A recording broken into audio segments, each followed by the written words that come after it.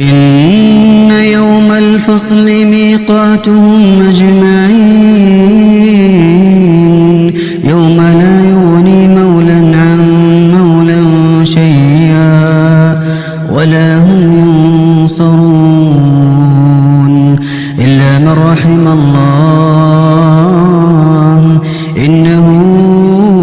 هو العزيز الرحيم. إن شجرة الزقوم طعام الأثيم كالمهل يغلي في البطون كغلي الحميم خذوه